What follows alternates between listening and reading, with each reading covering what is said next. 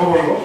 Alors, je vais immédiatement céder la parole donc, à Fanny Guillet, qui est étudiante à l'Université de Rennes 2 dans le Master ACT, et qui va nous faire sa synthèse. Non, c'est pas Fanny Guillet, c'est Faustine Carré. C'est rapporteur. Ah pardon, excusez-moi, Faustine Carré, excusez-moi, Master oui, pardon. Donc, bonjour à tous. Alors nous, dans le cadre de la commission 1, l'objectif était de parler de la hiérarchisation des besoins. Et donc on a pu écouter les idées et expériences des trois intervenants, donc Philippe Le Sceau, directeur de l'association APRAS, Amélie Lefour, chargée d'études à l'Audiard, et Catherine Dameron, chargée de mission au bureau des temples de la ville de Rennes et Rennes Métropole. Alors, nous, ce qu'on retient de cette commission, c'est tout d'abord une redéfinition épistémologique du besoin social. En fait, on a insisté sur la distinction entre ce qui est de l'ordre du besoin de chacun, les envies, etc., et les besoins sociaux, donc les besoins identifiés et comme appelant une réponse de la collectivité. Il faut légitimer ces besoins, mais ils sont finalement une construction car ils n'existent pas en soi. Et cette construction résulte en fait d'une interaction entre les membres d'une société, c'est-à-dire à travers les influences, les pouvoirs, les contre-pouvoirs et le lobbying. Donc cette entrée-là par les besoins implique une logique de demande et d'offre, alors qu'il serait plus intéressant en fait d'identifier le problème et de réfléchir à une résolution de ce problème de manière collective. Donc par exemple, à partir d'un constat d'un faible taux d'accès des moins de 3 ans aux équipements publics, comme les crèches ou les haltes garderies, quelle question est-ce qu'on peut se poser? Est-ce qu'il n'y a pas de besoin, donc on ne retient pas d'offre? Ou est-ce qu'on identifie ce constat comme un problème du non-recours aux services publics? Et alors on se demande si c'est vraiment un problème et pour qui. En second lieu, l'accent a été mis sur le contexte et les publics.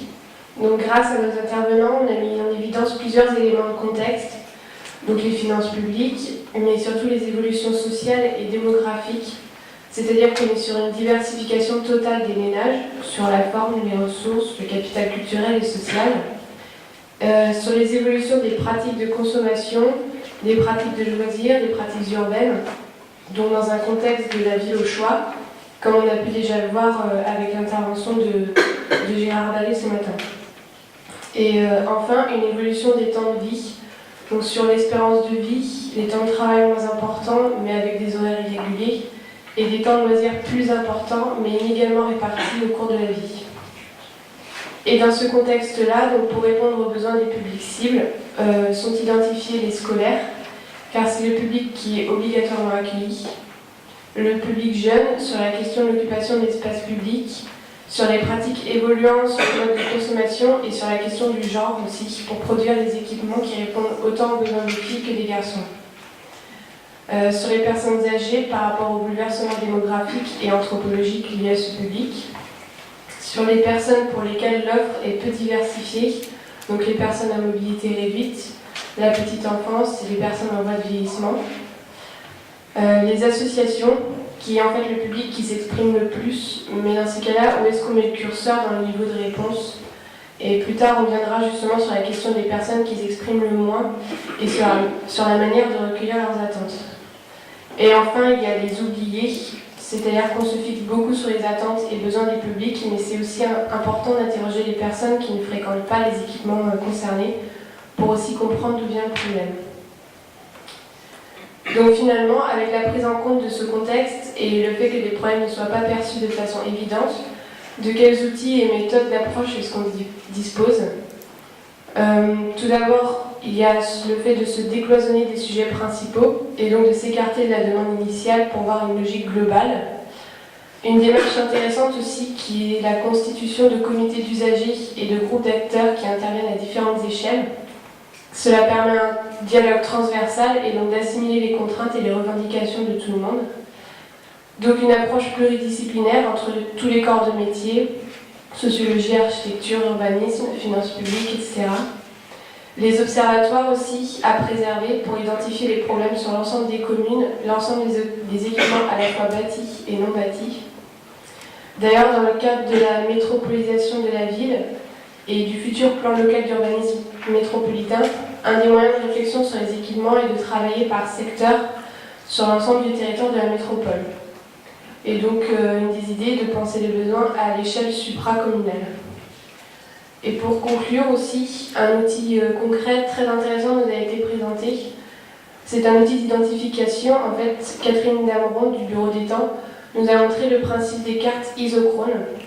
Par exemple, dans le cadre de la réforme des rythmes scolaires, des cartes ont été établies et elles ont pu représenter en combien de temps on accédait aux équipements à partir des écoles.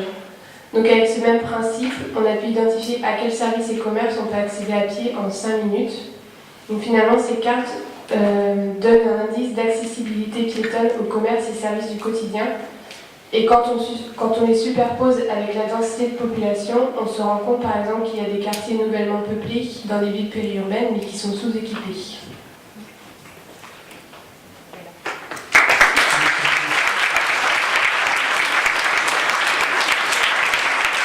Dameron, chargé de mission au bureau des temps, Rennes Métropole, et enfin Philippe Le Sceau, directeur de la PRAL.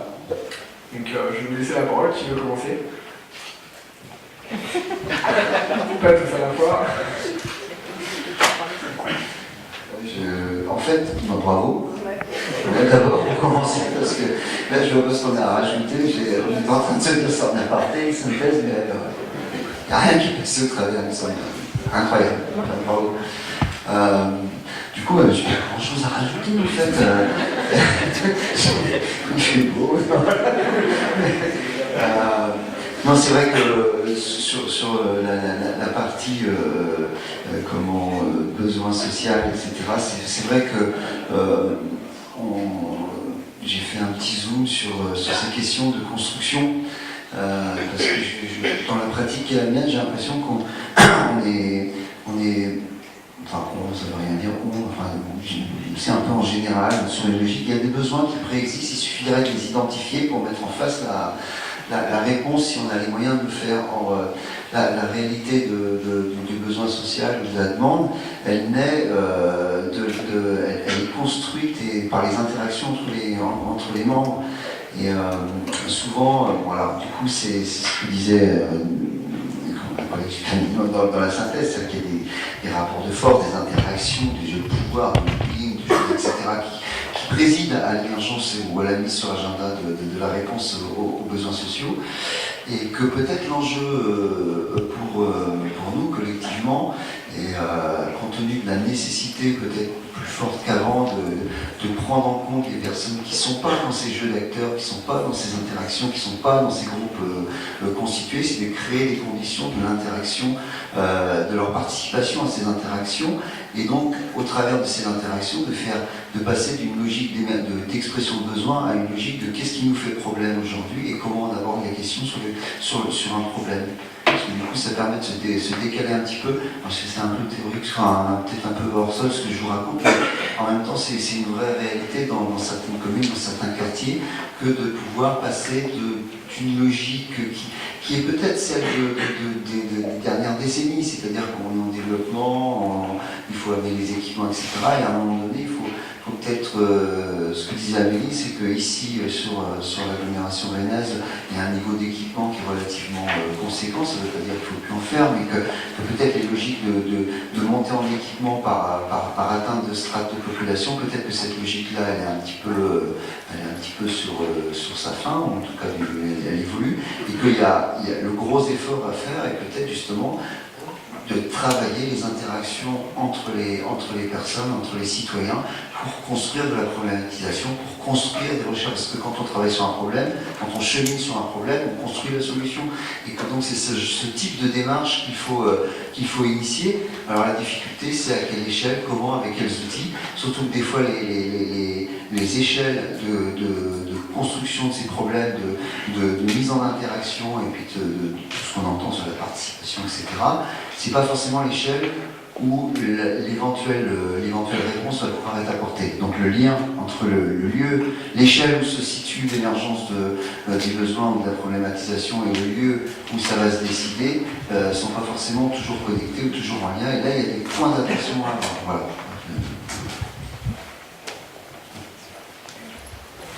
Moi, juste un petit point de complément, c'est lorsque je suis intervenue sur les besoins essentiels, donc moi j'interviens dans les communes, dans le cadre d'études d'évaluation des besoins en équipement.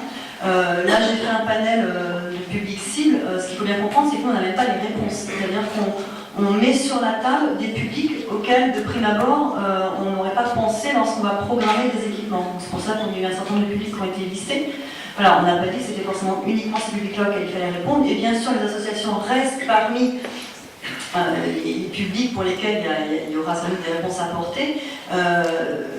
Mon intervention, c'était plutôt de se dire, ça re-questionne, donc on a bien compris les publics, mais aussi le type de réponse à apporter. Ça re-questionne complètement les équipements qui seront à proposer par rapport aux différents publics. Donc il y a vraiment une articulation à la fois des publics des besoins essentiels et le re-questionnement de la réponse du type d'équipement qui devra de toute façon être complètement différent.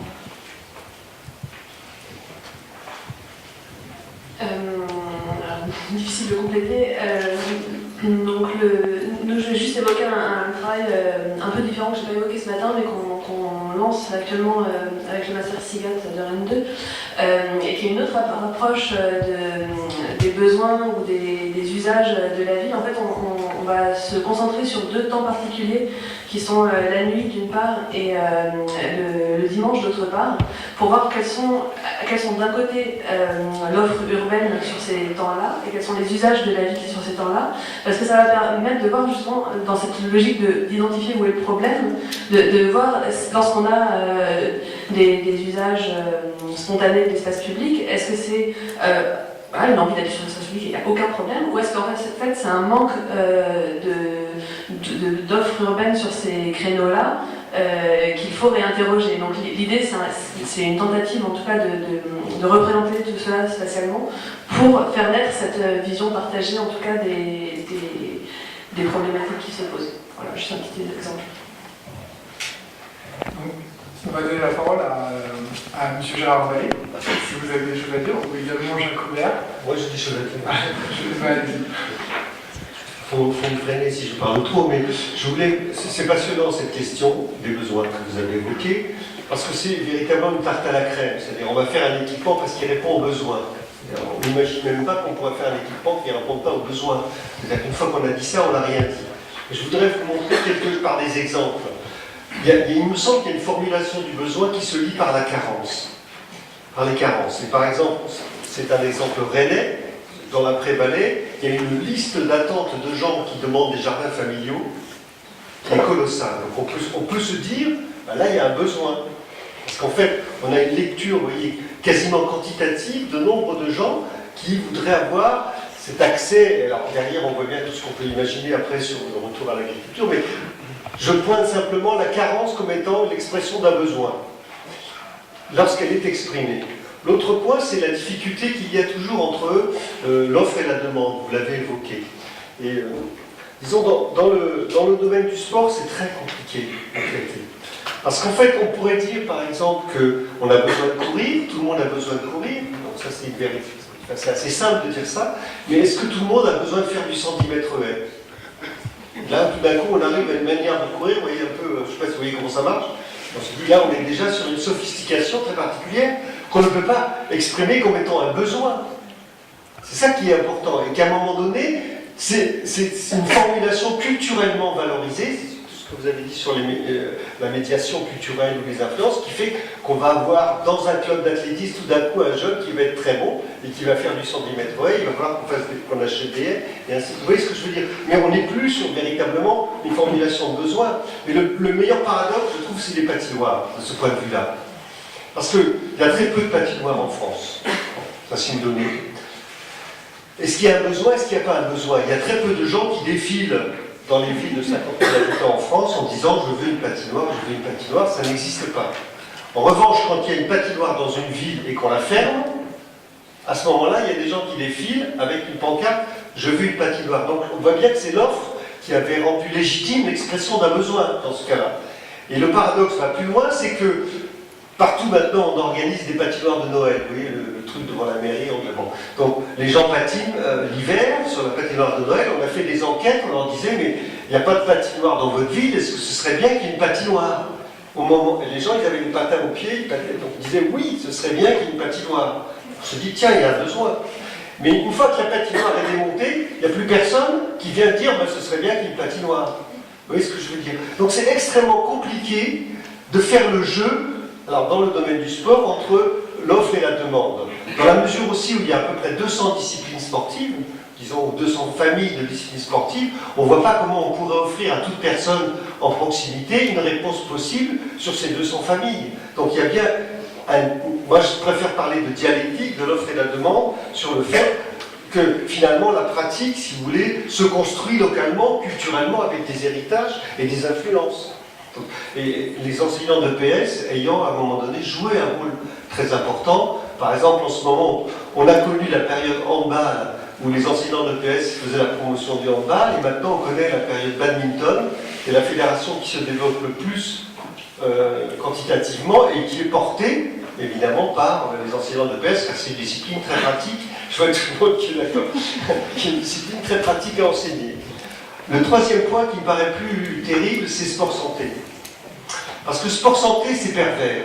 Dans la mesure où on dit il faut faire du sport pour avoir une bonne santé. Et puis on va aller voir des gens, on va leur dire allez faites du sport, vous allez être malade. Et si vous voulez, si les gens n'en font pas de sport, tout d'un coup on va leur dire mais maintenant que vous êtes malade et vieux, c'est votre faute.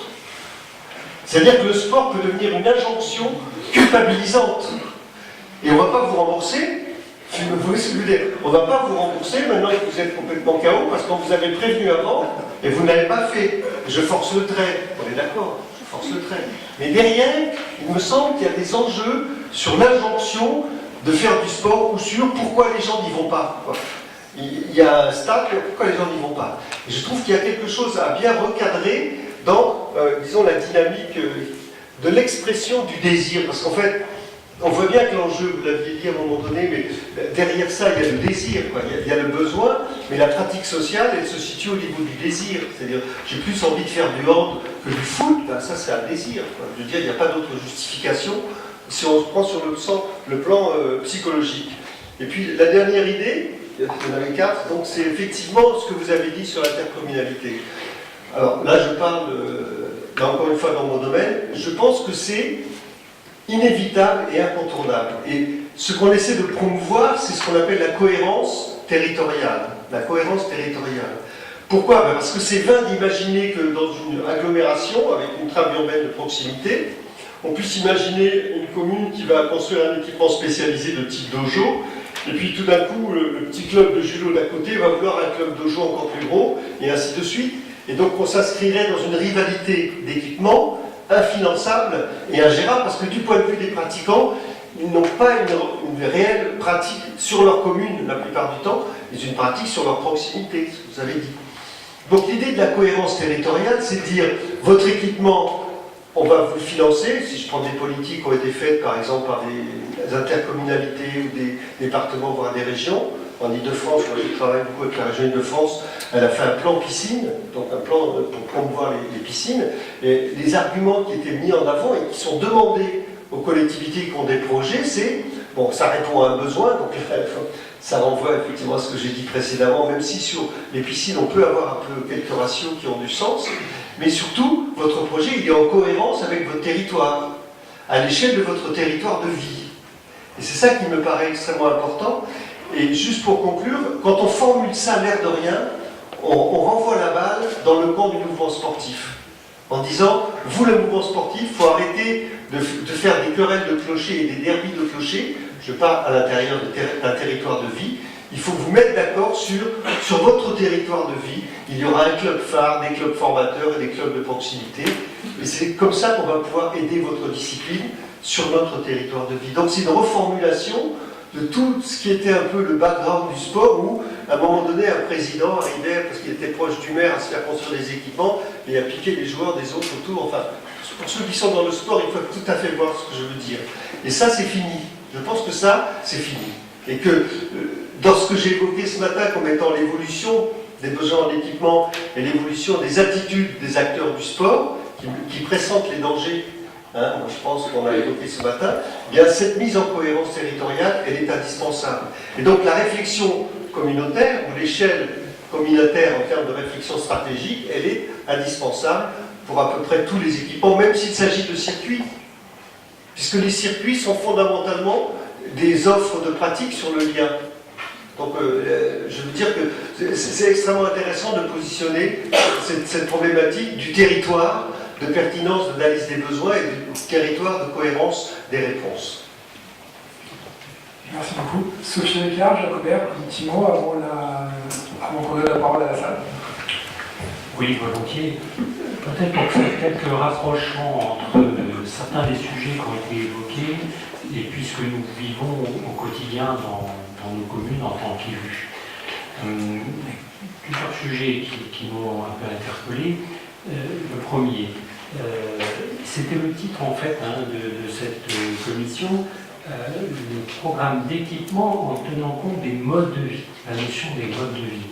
Et c'est un thème sur lequel, dans une commune comme Passé, une commune suburbaine de la ville-centre Rennes, tout près, première couronne, mais encore à 10-11 000 habitants, nous défendons depuis longtemps, en tout cas nous n'hésitons pas à dire que venir habiter dans une commune suburbaine comme Passé, dans un concept de ville archipel, encore une fois, il faut aussi dire ça par rapport à des concepts de ville d'agglomération avec une grande banlieue, etc.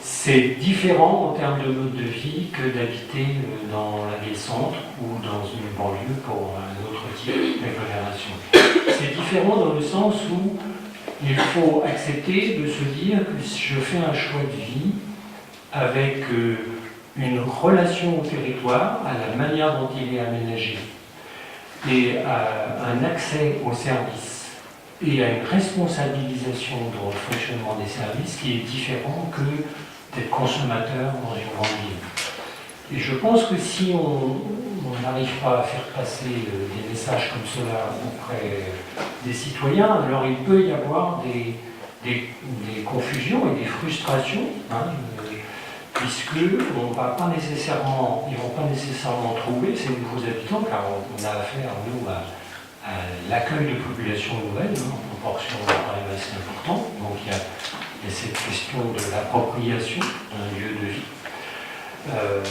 Il va y avoir en quelque sorte une certaine discordance entre ce qu'ils imaginaient et puis ce qu'ils vont trouver. Donc il faut apprendre à vivre à la campagne, en quelque sorte, de manière plus autonome, et puis aussi je dirais c'est dans l'air du temps, ça devrait être accepté, valoriser ce qui est autour de soi. Et donc si on a la chance d'être en maison individuelle, avec sans doute un terrain, une partie d'espace vert, etc., sans doute on devrait avoir systématiquement un potager, ce qui n'est malheureusement pas dans le cas dans des proportions très importantes. Tout ça devrait exprimer un mode de vie différent de celui qu'on trouve dans la rue. C'est le premier élément que je voulais signaler. Le deuxième élément dans ce qui a été dit tout à l'heure, c'est la question du contexte, les pratiques et les exigences. Et je pense que le contexte justement d'aujourd'hui fait qu'on devrait s'interroger un peu plus sur la nature de nos exigences.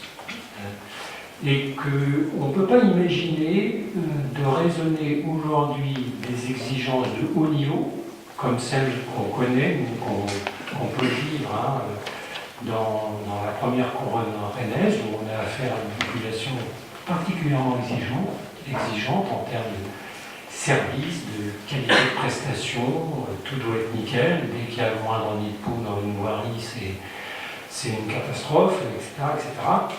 Je pense qu'il faut arriver à faire passer le message qu'aujourd'hui, on doit peut-être accepter de revoir un peu la manière de hiérarchiser les exigences, parce que c'est plus en rapport avec les capacités à produire de la richesse sur un territoire. Ne serait-ce que cet argument financier, le deuxième argument étant le développement durable, c'est pas seulement un discours, c'est aussi une façon de vivre, un mode de vie, etc. Et je pense que c'est très important à prendre en compte aussi sur le dimensionnement des équipements qui sont attendus, la vitesse à laquelle ils peuvent arriver, alors qu'il y a des coûts de fonctionnement induits qui sont très importants et que ça aussi c'est souvent occulté. Or, le fonctionnement des équipements, c'est une des préoccupations principales de la gestion d'une commune, et les citoyens ne s'en rendent pas bien compte. Donc ça, c'est le deuxième point important. Le troisième que je voulais signaler, le sujet, c'est M. Ballet qui m'y a fait penser, l'évaluation des besoins par la carence.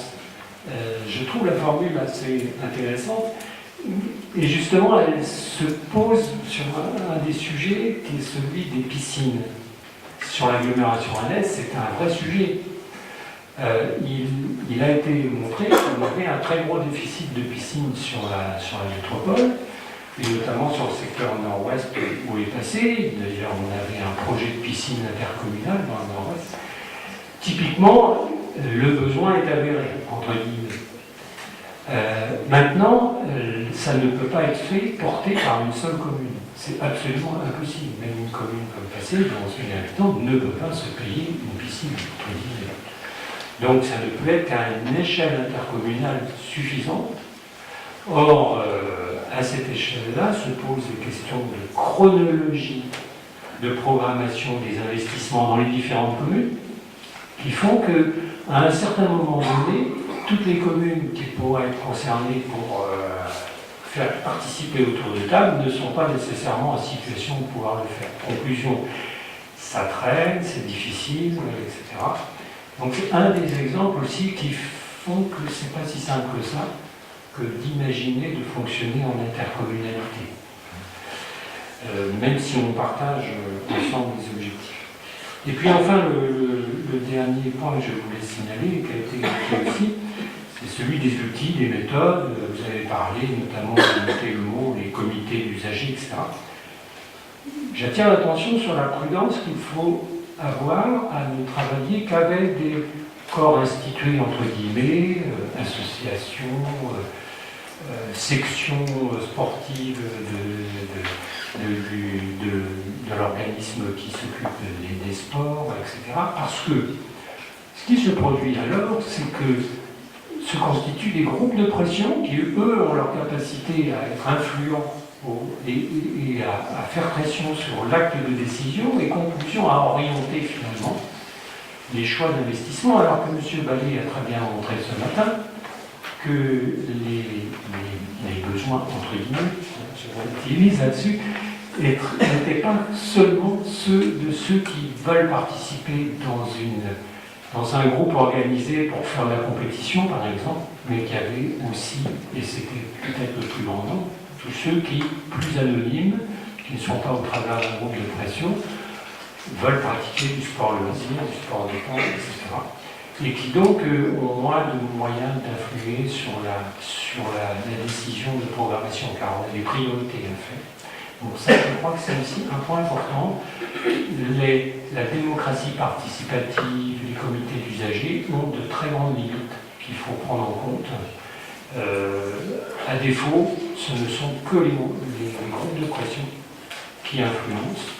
Or, il y a tout le reste. Et le reste, il faut aussi savoir l'écouter dans d'autres lieux et le prendre en compte. Merci beaucoup. Sophie Ricard, vous n'étiez pas là ce matin. Je vais vous demander d'abord de vous présenter à l'ensemble des assistantes. Et également, si vous pouviez revenir sur ce qui a été dit très très rapidement, puisqu'on est déjà en retard et que j'aimerais vous donner la parole à la salle ici présente. Donc, si vous pouviez vous présenter, merci. Bonjour, donc moi je m'appelle Sophie Ricard, je suis architecte, je travaille notamment pour Patrick Bouchin depuis un peu plus de 6 ans maintenant, qui est un architecte un petit peu iconoclaste, et donc je vais vous parler très très rapidement du coup, mais je pourrais y revenir ensuite, d'un projet qu'on a monté à Rennes qui s'appelle donc l'Université Foraine, et qui questionne l'intérêt général, la commande publique, comment justement associer ces formulations de besoins très très diverses et différentes dans la ville et prendre comme alibi peut-être un patrimoine qui est existant, ce qu'on appelle le déjà là, parce qu'à l'heure où on nous parle de développement durable, peut-être que de reprendre possession d'un espace qui est déjà construit, qui est inoccupé, qui n'a plus d'utilité parce que son usage n'est plus lié au contexte politique, économique qu'on traverse aujourd'hui, et peut-être que de reprendre possession de ce patrimoine, que de le réouvrir à des besoins et des envies émergentes sur le territoire, peut justement questionner ce qu'on appelle la commande publique et l'intérêt général. Aujourd'hui, effectivement, je suis obligée de parler un peu. Il y a beaucoup de choses qui ont été dites, qui ont été très très intéressantes. J'ai bien aimé quand on construit sur un problème, on construit la solution. Je trouve ça très intéressant parce que c'est un peu ce qu'on a essayé de faire, c'est-à-dire que là je parle en tant qu'architecte, on a un patrimoine qui est bloqué aujourd'hui dans nos villes parce que contraint et régi par certaines normes. Aujourd'hui, le patrimoine qui a été construit pour une utilité, par exemple pour l'ancienne faculté des sciences, place Pasteur, qui n'a plus d'utilité aujourd'hui puisque la faculté de dentaire est partie il y a une dizaine d'années. Si on le réhabilite pour en faire un objet culturel, un musée ou je sais pas quoi, ça va nous coûter très très cher. On est dans une situation de crise, on n'a plus les moyens, on a des besoins, on a des envies, et peut-être qu'il faut re-questionner cette commande publique. Alors on ne dit pas qu'il faut des équipements, qu'il ne faut pas d'équipements traditionnels classiques qui sont voilà, ces grands équipements qui soient culturels, sociaux, etc., hospitaliers. Il en faut, par contre, dès qu'on peut, essayons de réinventer d'autres types d'équipements capables de répondre à d'autres problématiques, des besoins aussi concrets, d'urgence, des équipements capables de faire face à tout de suite des problématiques qui nous arrivent en pleine tête et qu'il faut qu'on prenne, parce qu'aujourd'hui, effectivement, on est dans un temps qui change. On a différents types de ménages, on consomme autrement, on produit autrement, évidemment, on vit plus longtemps. Qu'est-ce qu'on fait de ce temps de la retraite, etc., etc. Donc il faut questionner un petit peu nos modes de vie qui ont changé et peut-être reprendre possession de territoires qui sont déjà là, qui soient construits ou non bâtis, et peut-être laisser faire l'expérimentation, c'est-à-dire accueillir des formulations de besoins à tout va. Effectivement, les élus se retrouvent face à cette multitude et ne savent pas comment réagir face à ça. Mais peut-être que si on nous redonne la capacité de faire, à un moment donné, on pourrait ensemble constituer effectivement des comités d'usagers, mais ça ne se fait pas comme ça, les comités d'usagers. Effectivement, le comité d'usagers, quand il est tout seul face à l'appareil politique ou à la maîtrise d'ouvrage ou maîtrise d'œuvre, c'est compliqué. Par contre, il faudrait faire en sorte que les choses puissent se produire ensemble. Donc ça, c'est plus complexe. Mais il faudrait petit à petit faire en sorte qu'il n'y ait pas les experts d'un côté qui sont les acteurs de la commande et qui construisent nos villes et les usagers. On est tous habitants et citoyens de nos maires. L'élu, le premier, est habitant de la ville. Donc on doit tous se poser les mêmes questions. On doit tous manger, on doit tous se soigner, etc., etc. C'est le vivre ensemble. Et donc, il faudrait, donc nous en tant qu'architectes, on se pose cette question du déjà là, et peut-être que le déjà là, et au lieu de tout de suite se dire on va inventer un nouvel équipement et construire du neuf, on pourrait reprendre possession, expérimenter dans un équipement qui n'est plus aux normes et le mettre à l'épreuve de la norme. De la même manière, la norme qui est très contraignante aujourd'hui, elle a été faite, les lois ont été faites pour vivre ensemble, mais c'est vivre ensemble dans un contexte, les contextes évoluent, donc elle doit toujours être mise à l'épreuve. Et donc pareil pour un bâtiment, on pourrait le remettre à l'épreuve en réouvrant les portes, en occupant ce bâtiment et en démontrant qu'il peut y avoir dans une ancienne faculté des sciences une superposition d'activités très très différentes liées à des besoins et des envies différentes. Donc on a accueilli voilà, des choses autour de la culture, du social, de la psychiatrie, etc., etc. Mais je reviendrai plus longtemps. Merci beaucoup, Michel. Du coup, je vais laisser la parole à l'Assemblée, qui peut-être a une ou deux réactions à faire sur le sujet. Est-ce que quelqu'un va prendre la parole? Ou aux intervenants d'ailleurs, qui...